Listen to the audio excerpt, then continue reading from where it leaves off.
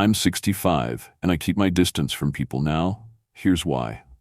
Reaching this stage of life brings deep changes in how we perceive time, relationships, and what truly matters. For years, I was always there for everyone. Friends, family, even acquaintances. But over time, I realized that not every connection is worth the effort it takes to sustain. At this age, stepping back from certain relationships isn't about holding grudges or being bitter.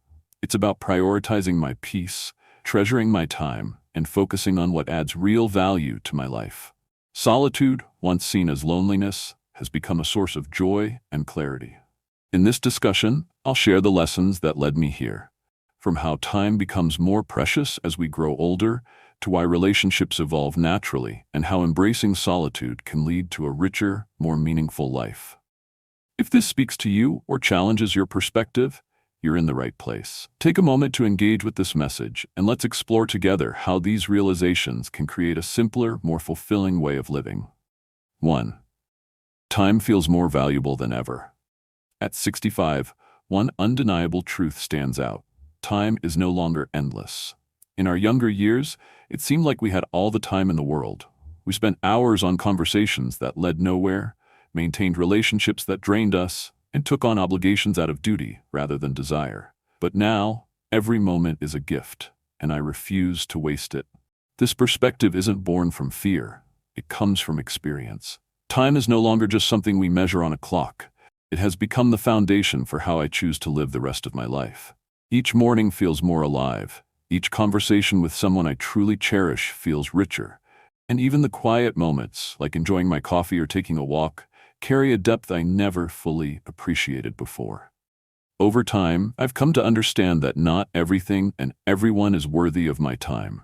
This isn't about being selfish, it's about being intentional. As we age, it becomes crucial to pause and reflect. Is this worth my energy? Does it bring me happiness? Does it align with what I value? If the answer is no, I release it. Because the reality is, any time spent on things that don't matter is time taken away from what truly does. One way I've embraced this mindset is by simplifying my relationships. I no longer accept every invitation or engage in surface-level conversations just to be polite. Instead, I seek out genuine connections, spaces where I can be myself and where my time is valued as much as I value theirs. A heartfelt conversation over a cup of tea will always mean more to me than a crowded event where I feel unseen. This isn't about withdrawing from the world. It's about honoring the life I have. I now see time as a trusted guide, reminding me to slow down, appreciate the moments I once overlooked, and choose wisely. Every decision carries weight, and I've learned that it's okay to let go of what no longer adds meaning to my journey. If you're feeling the same way, know that you're not alone. There's no rule book for how to navigate this stage of life, but one truth remains: focus on what truly matters. Time isn't just about how much remains, it's about how we choose to use it. Guard it wisely. Fill your life with purpose, peace, and people who genuinely uplift you. The moment you begin treating time as the precious gift it is, everything shifts toward something deeper and more fulfilling. 2. Relationships evolve, and so do we. As the years go by, both relationships and people change. At 65, I've come to accept a simple yet profound truth. Not every relationship is meant to last forever, and that's perfectly okay. It's not a failure. It's just the natural course of life. When I was younger, I believed that relationships required constant effort to sustain. I never forgot a birthday, showed up at every gathering, and reached out even when I was exhausted. I thought being available for everyone made me a good friend, neighbor, or family member. But over time, I realized something important. Not all relationships are created equal. Some nourish your spirit, while others leave you drained. This realization didn't come overnight. It was shaped by years of both joyful and painful experiences. I've been let down by people I trusted, disappointed by those I relied on, and even grown apart from family members whose lives took different directions. For a long time, I took these losses to heart. I asked myself, did I do something wrong? Should I have tried harder? But now I see things differently. People change. I have changed. And sometimes the most compassionate choice is to simply let go. One of the most freeing lessons I've learned is to invest in relationships that are mutual. A healthy connection isn't one where you constantly give without receiving. It's about balance. Does this person support you as much as you support them? Do they listen as much as they talk? Do they add light to your life, or do they take it away? The answers to these questions determine which relationships deserve a place in this season of life. As I've aged, my circle of connections has naturally become smaller, but what remains is deeper and more meaningful. The friends and family still present in my life are the ones who truly matter, the ones who understand, accept, and bring joy into my days. I no longer spend energy trying to maintain relationships that no longer align with who I am today. That's not to say I don't feel moments of nostalgia. There are times when I think about old friends I've lost touch with, or family members whose paths have taken them in different directions. But instead of regret, I feel gratitude. Those relationships played a role in my journey, taught me valuable lessons, and gave me memories I will always hold dear. Even if they are no longer part of my present, they were meaningful in their time. So here's my advice. Don't hold on to relationships out of guilt or obligation. Just like life itself, connections are meant to change. Prioritize the ones that bring you peace, and release those that don't. When you do, you'll find yourself surrounded by love, authenticity, and the kind of relationships that make life truly fulfilling. Number 3, trust becomes more complicated. Trust is one of the most fragile yet essential parts of any relationship. At 65, I've learned that trust isn't something to give freely anymore. It's a sacred bond, and when it's broken, the wounds can take years, sometimes a lifetime, to heal. In my younger years, I trusted easily. I believed in people's good intentions, offering my heart, my time, and my loyalty without hesitation. While this openness led to many beautiful connections, it also brought its fair share of disappointment and pain. I've been let down by people I never expected to hurt me. A friend who valued what I could do for them more than who I was. A family member whose choices created a distance I never anticipated. And a colleague who prioritized their own success over our shared goals. These experiences reshaped my understanding of trust. They didn't make me bitter, but they did make me more cautious. Now, when someone new enters my life, my first thought isn't, how can I connect with this person? But rather, what are their intentions? Trust is no longer something I offer freely. It is something earned through consistency, respect, and sincerity. It's not always easy to live this way, but it's necessary. Over time, I've realized that trust isn't just about others, it's also about trusting myself. Learning to listen to my instincts has been one of the most valuable lessons of my life. If something feels off, I no longer brush it aside as paranoia or overthinking. I've walked away from relationships that drained me, no matter how long they had been part of my life. Letting go hasn't always been easy, but I've learned that my peace is worth more than holding on to something that no longer serves me. That said, trust isn't impossible. It just looks different now. Every now and then, people surprise me in the best ways. A kind stranger who goes out of their way to help, a neighbor who checks in when the weather is bad. These small but meaningful gestures remind me that while trust is delicate, it can still be rebuilt. The key is finding balance. It's about creating boundaries, not walls, and offering trust gradually to those who prove themselves over time. It's about keeping a close-knit circle filled with people who show consistency, kindness, and respect. So, if you find yourself more guarded as you grow older, know that it's completely okay. Being protective of your trust isn't about shutting people out. It's about valuing yourself enough to be selective. And at this stage in life, that's exactly how it should be. 4. The world has changed at 65. It's impossible not to notice just how much the world has shifted. Life feels faster, more chaotic, and more driven by technology than ever before. And while progress has brought convenience, something important seems to have been left behind, a sense of warmth, simplicity, and real connection. I grew up in a time when relationships felt genuine. Neighbors weren't just people who lived nearby, they were friends. We would visit each other without needing an invitation, sharing coffee, stories, and laughter. Families gathered regularly, not because they had to, but because they wanted to. Time spent together felt effortless and meaningful. Now things feel different. People are constantly rushing, chasing success, managing never-ending to-do lists, and keeping up with the relentless speed of modern life. The sense of community that once felt so natural seems to be fading. Conversations that were once deep and meaningful now feel rushed, squeezed into brief moments between distractions and notifications. Even family time seems more strained, often limited by physical distance and the demands of daily life. Technology, while a gift in many ways, has played a role in this shift. I'm grateful for the ability to video call my grandchildren or reconnect with an old friend through social media. These tools bring convenience, but they also create distance. Nothing compares to sitting across from someone, feeling their presence, and hearing their voice without the filter of a screen. Sometimes I long for the days when simply being together felt effortless, without the constant interruptions of modern life. The endless buzz of technology can also feel exhausting. Notifications, updates, and a never-ending stream of news make the world seem louder than ever. And yet, despite all this instant connectivity, many of us feel more isolated than before. It's a strange paradox. We have more ways to communicate than ever, yet true, meaningful connections can feel increasingly rare. This isn't about resisting change or dwelling in nostalgia. Every generation faces its own challenges and learns to adapt, but at 65 I find myself drawn to simplicity more than ever.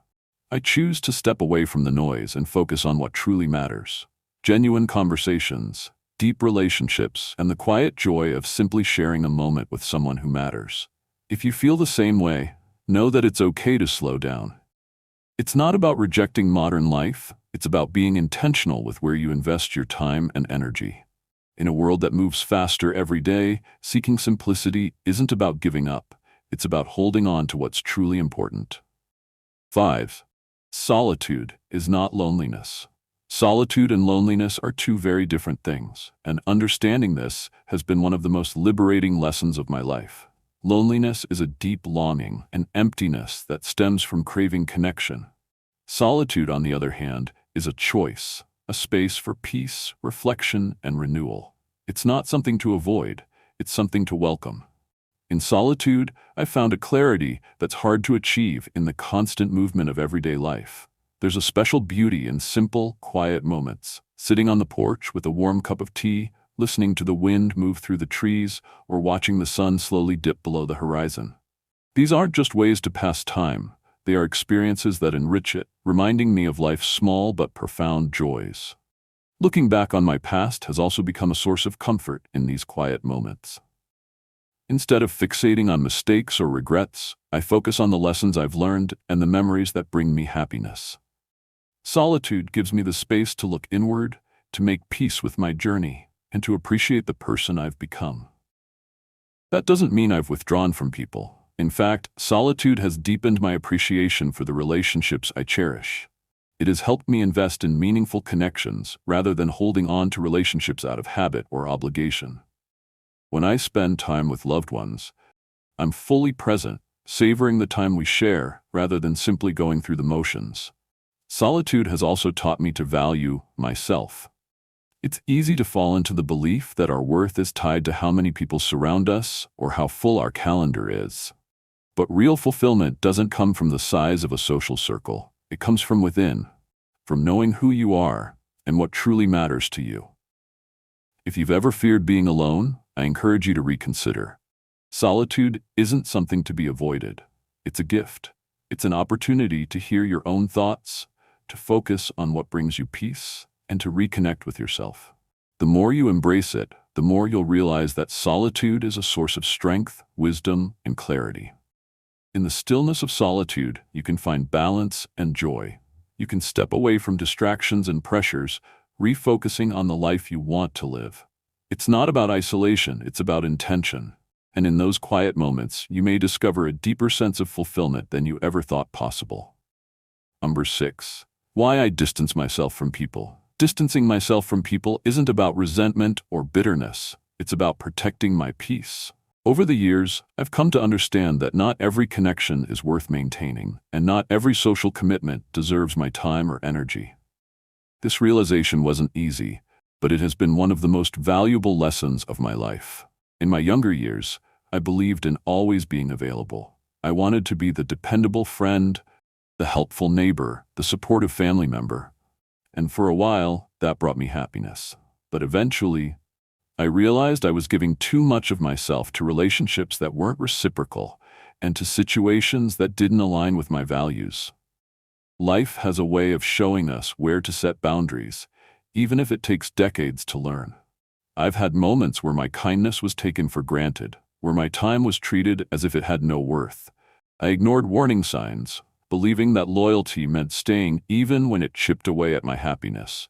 But now, I see things differently. I've learned that stepping back from certain relationships isn't selfish. It's an act of self-care. There's a deep peace in walking away from toxic connections and releasing obligations that no longer serve me. Instead of exhausting myself in endless social interactions, I've embraced the quiet joy of meaningful solitude.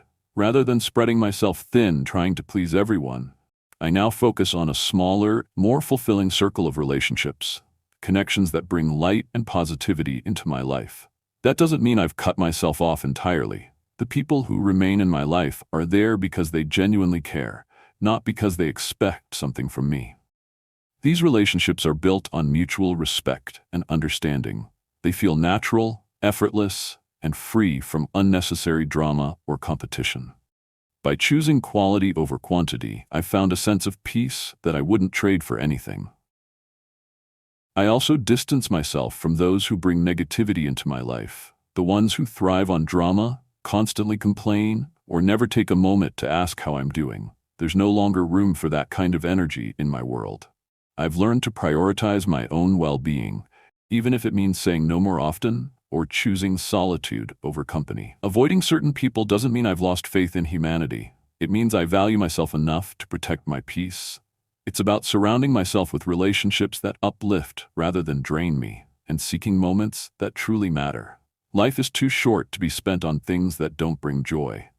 In making this choice, I've found a freedom and happiness I never knew was possible. 7. Is this a shared experience? Have you ever wondered, am I the only one who feels this way? As I've grown older and become more intentional about the people I allow into my life, I've asked myself that question many times. But the more I talk to others my age, the more I realize that I'm not alone. This is something many of us go through. Life has a way of teaching us difficult but important lessons about relationships, priorities, and self-worth. For years, I tried to meet everyone's expectations. I wanted to be the reliable friend, the supportive family member, the neighbor who always showed up. But over time, I realized the cost. I was giving so much of myself to others that I had very little left for myself. As I've spoken with friends and peers, I've noticed a common theme. Many of us reach a stage where we no longer feel the need to be everything to everyone. We begin choosing quality over quantity in relationships. The surface-level connections that once seemed important in our younger years start to lose their appeal. Now what we seek are meaningful conversations, shared laughter, and relationships that feel real. This shift isn't always easy. Letting go of certain roles we once played or saying no to people who once relied on us can feel selfish. But it's not. It's necessary. The truth is, we can't be everything for everyone, and trying to do so only leads to exhaustion and resentment. By stepping back, we create space for relationships that nourish rather than deplete us. And here's the reassuring part. You're not alone in this. Many people in their 60s, 70s, and beyond are making similar choices. It's not about shutting people out. It's about finding clarity and peace in the relationships that truly matter. Prioritizing what truly matters.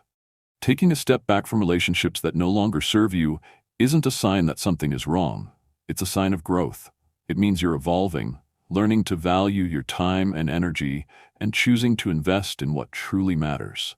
Letting go of what doesn't bring you joy isn't a loss, it's an opportunity. It creates space for deeper, more meaningful connections. At this stage in life, it's not about how many people surround you, it's about the quality of those connections. If you've been feeling this shift, know that you're not alone. Many of us are learning to embrace a life that is simpler, more fulfilling, and unapologetically true to who we are. 8. Embracing this chapter of life. Life isn't about endings, it's about new beginnings. Every stage brings its own lessons, challenges, and joys. At 65, I've come to see that this chapter isn't about proving myself to others. It's about embracing who I am. It's about releasing what no longer serves me and focusing on what truly matters. There's a unique freedom in this realization. When we're younger, we often live with a sense of urgency, always striving to do more, achieve more, and meet expectations.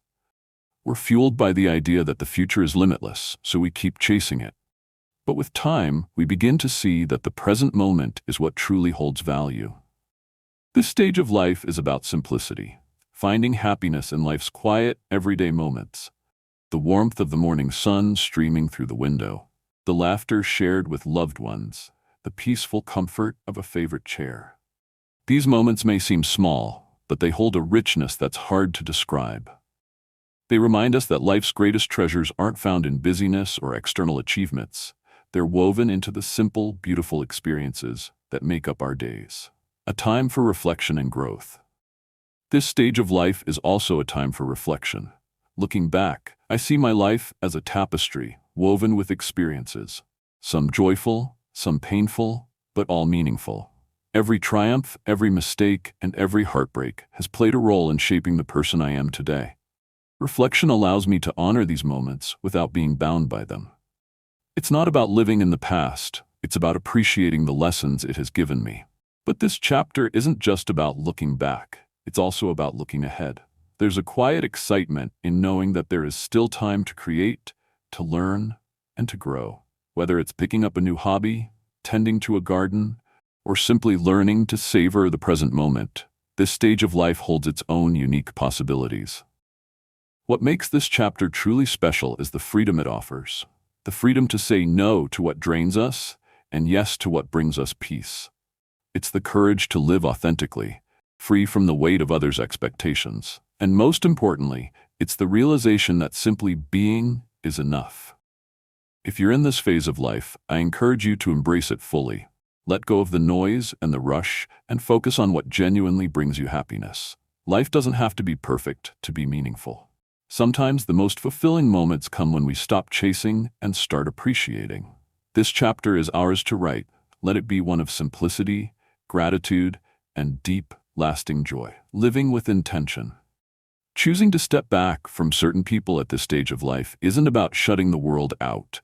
It's about protecting the peace we've worked so hard to find. Life at 65 is an opportunity to focus on what truly matters. Meaningful relationships, moments of joy, and a sense of inner calm. It's not about bitterness or regret, it's about living with intention.